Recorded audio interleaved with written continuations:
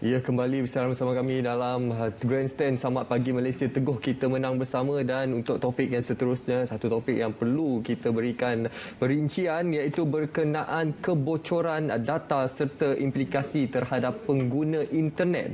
Jadi untuk kita mengetahui dengan lebih lanjut berkenaan topik perbincangan ini, kita akan bersama dengan tamu kita secara dalam talian iaitu teknologis Dr. Aswami Arifin, Naib Presiden Kanan Bahagian Keselamatan Cyber Security Malaysia. Khabar? Assalamualaikum. Waalaikumsalam. Terima kasih kerana menjemput Cyber Security Malaysia hari ini. Sama-sama. Okey, kita nak bercakap berkenaan dengan topik kita, kebocoran data serta implikasinya terhadap pengguna internet. Tapi sebelum itu mungkin Tuan boleh kongsikan terlebih dahulu apakah sebenarnya dimaksudkan dengan kebocoran maklumat ini? Saya rasa hari ini topik yang sangat penting Syuhada, sebab kita akan berdiskusi tentang kebocoran data. Data ni sangat penting kepada penjenayah cyber. Kita ni dalam dalam alam maya pendigitalan dan sebagainya, Yang Amat Berhormat Perdana Menteri pun telah melancarkan My Digital Blueprint, dan kita dalam transformasi digital ekonomi. Dan nak tak nak kita dalam dunia digital, dan recently Yang Berhormat KJ pun telah melancarkan 4IR ataupun Industri Revolusi yang keempat, di mana nanti satu hari kita akan tengok robot pula. Nak tak nak kita kena latih diri kita supaya kita ni ambil tahu tentang teknologi dan sebagainya. So berbalik kepada kebocoran ni, satu benda fenomena yang sangat penting untuk kesedaran penonton. Kita melihat dari segi peratusannya di antara 40 hingga 50% berlaku kebocoran data. So kebocoran data ni akan dapat maklumat kepada penjenayah cyber tentang maklumat peribadi. So maklumat peribadi ni digunakan oleh penjenayah cyber ni untuk merancang pelbagai jenayah. Contohnya kalau dia tahu alamat kita, dia tahu akaun bank kita dan sebagainya. So itu adalah maklumat peribadi. Kalau maklumat peribadi ni diketahui oleh penjenayah cyber ni, impact dia sangat tinggi. Kalau macam untuk individu ni, kita dari segi psikologi, kita bercakap dari psikologi tadi kan. So psikologi tu kita rasa tertekan sangatlah. Bukan saja alamat kita dan sebagainya, data ni dia merangkumi contohnya foto-foto kita, foto-foto peribadi dan sebagainya. So kita kena ambil tahu pada pandangan saya tentang maklumat peribadi ni, supaya tak ada kebocoran. Kita kena latih diri kita. Dan kebocoran data ni dia melibatkan pihak individu, pihak syarikat ataupun organisasi, dan dekat peringkat negara. Sebab kita dalam dunia digital, nak tak nak Malaysia dalam dunia digital, seluruh negara dalam dunia digital, kita kena latih diri kita supaya tidak berlaku ketirisan ataupun kebocoran data. Dan seperti yang kita sudah maklum, limpahan digitalisasi khususnya dalam tempoh pandemik COVID-19 ini memperlihatkan kepenggunaan internet pada paras yang tertinggi. Dan kalau kita lihat dalam segala urusan harian kita, dari segi sosial, pendidikan, perniagaan, semuanya dilaksanakan secara dalam talian. Jadi faktor keselamatan dalam hal ini sangat penting, merupakan komponen yang perlu kita berikan perhatian. Jadi mungkin doktor boleh memberikan penerangan apakah antara faktor-faktor yang boleh menyebabkan isu kebocoran data dalam kalangan pengguna internet ini, Doktor? Isu kebocoran data ni adalah diri kita sendiri. Pada pengamatan Cyber Security Malaysia, iaitu Pusat Rujukan Keselamatan Cyber, kita ni being established by the kerajaan untuk masyarakat refer kepada Cyber Security Malaysia sekiranya ada isu-isu tentang keselamatan cyber. So pada pengamatan kami melalui Cyber 999, dan juga kita banyak program lain Munawar, kita ada program cyber safe, di mana kita kena latih diri kita jangan cuai. Keyword dia dekat sini, kita selalu cuai. Kalau kita tengok kat social media, bila kita nak ramai followers dan sebagainya, kita klik je.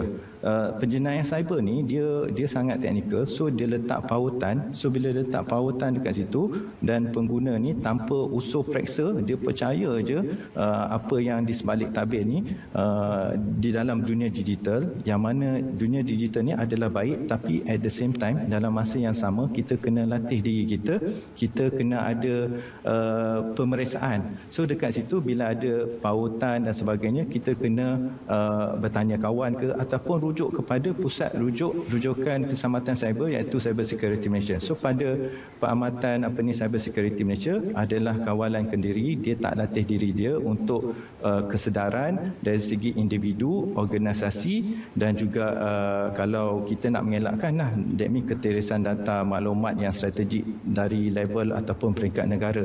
So berbalik kepada organisasi ini, contohnya universiti ni adalah sasaran penggodam ataupun penjenayah cyber nak dapatkan maklumat, sebab dekat universiti ni ramai student dan juga tenaga pengajar. So kalau kita universiti ni tak letak kawalan yang sebaiknya, dia tidak mengauditkan secara pengurusan dan juga mengaudit secara teknikal, maka ada orang kata kelemahan di dalam sistem dalam laptop personal peribadi, sistem dalam laptop ataupun pelayan server di peringkat organisasi, di mana dia kena buat latihan pengauditan dan sebagainya, ada kesedaran diri, dan daripada situ kita boleh mengelakkan daripada terjadinya berlaku keteresan data ataupun kebocoran data.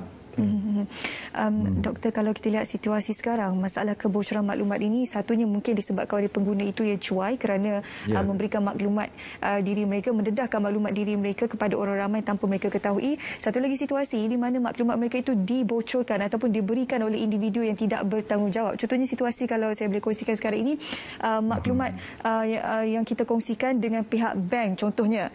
Kadang-kadang ada mereka yang tidak beretika menjual maklumat tersebut, yang semudah-mudahnya mungkin nombor telefon diberikan kepada ejen insurans contohnya, umpamanya di luar dan sebagainya. Jadi di Malaysia kita ada satu akta dipanggil PDPA, Personal Data Protection Act. Bagaimana akta ini boleh diguna pakai di Malaysia untuk melindungi data-data ataupun maklumat yang perlu, yang tidak boleh dikongsikan oleh orang awam ataupun sesiapa saja di luar sana? So sepatutnya organisasi ini melalui polisi yang disediakan oleh kerajaan ataupun peraturan di mana pihak syarikat ni kena ambil tahu. Contohnya kalau kita pergi dekat bank negara telah keluarkan polisi yang dipanggil Risk Management in IT, di mana segala data peribadi ini kena ada pengurusan yang baik. So daripada semasa ke semasa dia kena berjaga-jaga. Pencerobohan ni mungkin tak melalui daripada faktor luaran, mungkin dalaman. So dalam dalaman ni kalau mempunyai pengauditan ataupun pengurusan polisi yang baik untuk melihat secara keseluruhan, insya-Allah benda ni takkan berlaku lah. Di sinilah pusat rujukan keselamatan cyber security ni, iaitu CSM, kita memberi bantuan, kita menyediakan banyak platform program.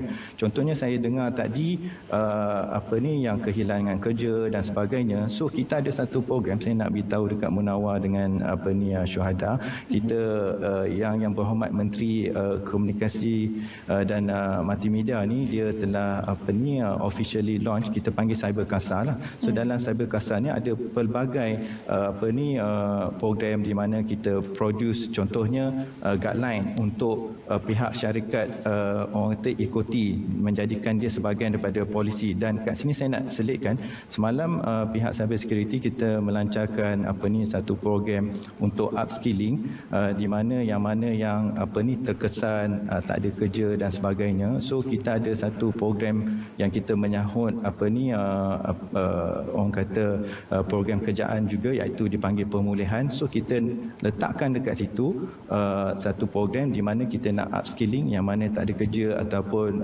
lepasan pelajar-pelajar yang lepasan daripada universiti, mungkin dia tak dapat kerja lagi. So bila dia melalui latihan dengan Cyber Security Malaysia ni, Cyber Security Malaysia ni dan juga agensi yang lain, saya nak juga ambil kesempatan kat sini nak memberitahu dekat Munawar dan juga syuhada, kita telah dikaji selidik dari segi program-program cyber security ni.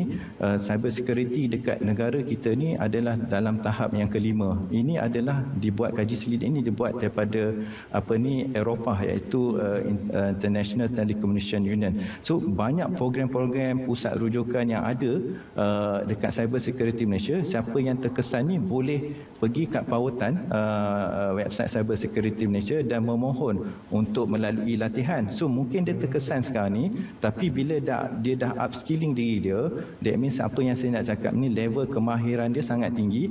Nanti mungkin pada masa hadapan, sebab kita dalam dunia digital, kita akan dapat kerja yang sebaiknya, bukan saja dekat dalam negara, malahan dekat luar negara. Dan gaji pada pengamatan cyber security Malaysia dan saya secara peribadi memang tinggi, mungkin melebihi 10,000 dan sebagainya kalau kita memang mahir dalam bidang keselamatan cyber ni. Itu kesempatan daripada Dr. Aswami berkenaan bagi anda yang di luar sana yang mengalami isu kehilangan pekerjaan. Anda mungkin boleh melakukan ataupun mengambil inisiatif untuk menyertai program latihan ataupun upskilling yang ditawarkan oleh pihak cyber security pada ketika ini. Baik, Doktor, dalam situasi semasa sekarang ini, bagaimana pihak cyber security melihat sejak beberapa tahun kebelakangan ini, bagaimana dari segi tahap kesedaran orang ramai terhadap isu kebocoran data ini, khususnya bagi pengguna media sosial ini? So, terima kasih kepada media dan juga rancangan Selamat Pagi Malaysia pada hari ini. Maka pada pengamatan kami, kita ada juga buat survey dari segi kesedaran tu makin meningkatlah. Tapi dengan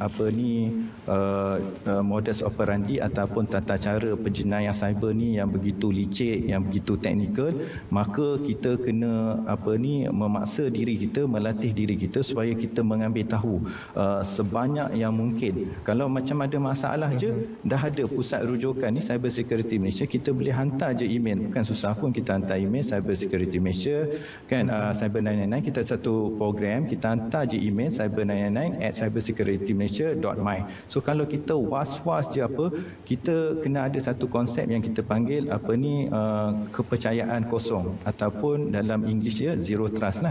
So kalau kita tengok benda tu sangat molek ataupun cadangan yang diberikan terlalu bagus, so kalau kita rasa kita kena letak kepercayaan kosong, was-was dulu, tapi kita at the same time kita buat kaji selidik dan kita cuba rujuk kepada pakar-pakar. So dari segi kesedaran, saya nak jawab memang ada, tapi dia tak boleh dihentikan kat situ, sebab dunia digital ni contohnya versi dan model sangat cepat dia berlaku. Kalau kita tengok operating system ni, ada operating system 1 or 2, ataupun kita refer kepada handphone dalam jangka hayat handphone ni sebanyak 6 bulan je. Selepas 6 bulan ada version yang baru. So nak tak nak kita kena latih diri kita dalam dunia digital, kita kena mahir dalam pendigitalan ataupun tentang keselamatan cyber. Cuma Doktor, bila kita bercakap berkenaan dengan kebocoran maklumat ni, isu keselamatan tu yang perlu diberikan keutamaan. Sebenarnya memang kita tidak boleh menghalang perkembangan teknologi dari semasa ke semasa. Seperti apa yang Doktor kongsikan, setiap 6 bulan ada kemaskini terbaru yang perlu kita lakukan di telefon pintar kita terutamanya. Jadi bagaimana untuk kita sebagai masyarakat Malaysia mewujudkan satu persekitaran yang selamat sewaktu kita menggunakan teknologi digital ini, Doktor? So bila kita latih diri kita dekat peringkat individu, kita kena ada antivirus dan sebagainya. Kita kena membuat sedikit orang kata pelaburan lah, untuk kita mengelakkan daripada terjadinya insiden-insiden yang ada lah. Tapi kalau berlaku juga di mana pihak kerajaan telah menyediakan macam Syuhada cakap tadi, Jabatan Maklumat Peribadi, kalau berlakunya insiden-insiden kecurian data boleh membuat laporan, dan Cyber Security Malaysia ni kita sebagai pusat rujukan, kita akan membantu pihak Jabatan Maklumat Peribadi ni dalam menangani insiden ataupun membuat orang kata siasatan. Siasatan ni pun penting juga. Saya nak ambil kesempatan kat sini, kalau nak tak nak ni, walaupun kita ada kesedaran dan sebagainya, benda ni akan terjadi juga, dan bila dia terjadi kita ada satu satu platform kita boleh melaporkan kepada Cyber 999 dan pihak Jabatan Maklumat Peribadi ini dekat situ, pihak kerajaan dengan juga pihak polis akan membuat siasatan dan kita buat siasatan ni kepada mahkamah dan daripada situ masyarakat akan tengok kerajaan dah sediakan semua benda, segala platform dari segi latihan, dari segi inisiatif dan juga kalau ada apa-apa berlaku juga dia boleh membuat pelaporan. So orang kata dari segi psikologi tu dia tak adalah tertekan sangat memberi impak yang tinggi kalau berlakulah. Kalau boleh kita nak mengelakkan. So kesedaran tu kena tinggi macam COVID-19 ni. Kita ada SOP kawalan kendiri. Ini kawalan kendiri tentang keselamatan cyber. So kita tak nak ada jangkitan virus komputer. Dia ada juga version COVID-19 yang version untuk komputer, contohnya ransomware, ugutan dan sebagainya. So kita cuba nak mengelakkan dan semua platform dan prasarana telah disediakan oleh pihak kerajaan untuk masyarakat di luar sana. Ya, kawalan kendiri pada tahap yang tertinggi tentang kepenggunaan internet, tentang keselamatan penggunaan internet di media sosial khususnya amat perlu kita fahami seperti yang disarankan oleh teknologis Dr. Aswami Arifin, iaitu Naib Presiden Kanan Bahagian Keselamatan Cyber Security Malaysia. Dalam ruang masa ini, Syuhaida, kita ingin mewar-warkan sekali lagi kepada penonton di luar sana berkenaan Cyber CASA, program latihan kemahiran keselamatan cyber yang kita perlu war-warkan berkaitan dengan on the job training OJT, termasuk program pembangunan kapasiti selama 3 bulan yang disasarkan kepada golongan terkesan akibat pandemik COVID-19 bagi menghasilkan tenaga kerja yang berkemahiran. Dan anda untuk mengetahui dengan lebih lanjut, anda boleh terus saja ke laman sesawang seperti yang terpapar di kaca televisyen pada ketika ini. Ya, ini adalah antara inisiatif yang diambil untuk membantu mereka yang kehilangan pekerjaan dan sebagainya. Ini adalah masih sesuai.